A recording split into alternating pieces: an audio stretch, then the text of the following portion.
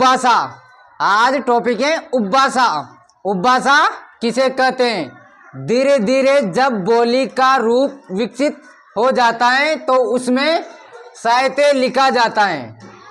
हम भाषा बोलते हैं अपने आसपास के क्षेत्र में, उसे हम बोली कहते हैं। छोटे क्षेत्र में जो भी भाषा बोलते हैं उसको बोली कहते हैं। और उस बोली में जो साहित्य लिखा जाता है वह साहित्य कहला जाता है। यानी कि उस बोली में साहित्य लिखा है, यानी बोली का विकसित रूप।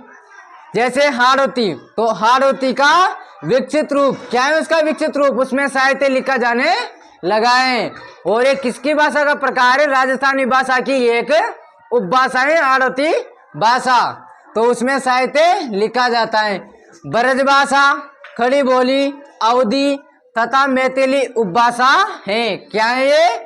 ब्रज भाषा, खड़ी बोली, अवधी तथा मैथिली ये उपभाषा है, यानी कि भाषा की छोटी बोली। ठीक है, इनका प्रयोग साहित्य रचना के लिए किया जाता है। कहाँ किया जाता है उपभाषा का प्रयोग? तो उपभाषा का प्रयोग साहित्य, साहित्य जानते हो? हाँ, ज्ञान के संचित कोश को साहित्य कहते हैं। तो साहित्य लिखा जाता है, साहित्य लिखने में उपभाषा का प्रयोग किया जाता है। जो मेन बोली होती है, जैसे हमारे राजस्थान की मेन बोली क्या है? राजस्थानी।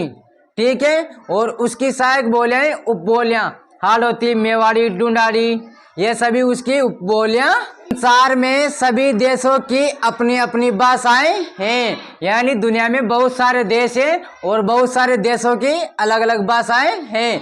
जैसे अमेरिका की अंग्रेजी, भारत की हिंदी, और जो मुस्लिम कम्युनिटी के देश है उनमें उर्दू बोली जाती है। वैसे ही फारसी, चीनी, जापानी, अलग अलग देशों में अलग अलग प्रकार की भाषाएं बोली जाती हैं।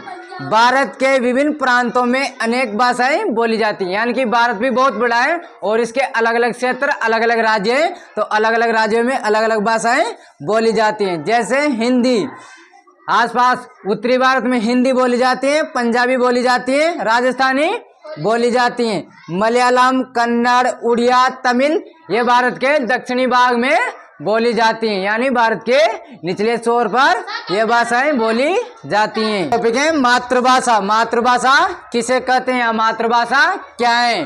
तो मातृभाषा किसे कहते हैं समझो।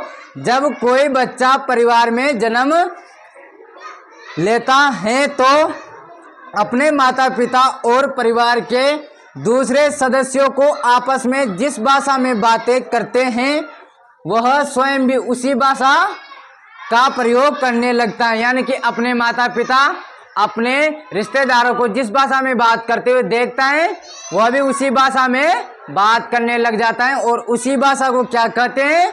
इसी भाषा को उसकी मातृभाषा कहा जाता है, यानी कि बच्चे की मातृभाषा कहा जाता है। माता पिता या उनके संबंधी जिस भाषा में बात करते हैं उसी भाषा को मातृभाषा। बच्चा अपने परिवार से, अपने माता पिता से, अपने सगे संबंधियों से जो भाषा सीखता है उसे मातृभाषा कहते हैं।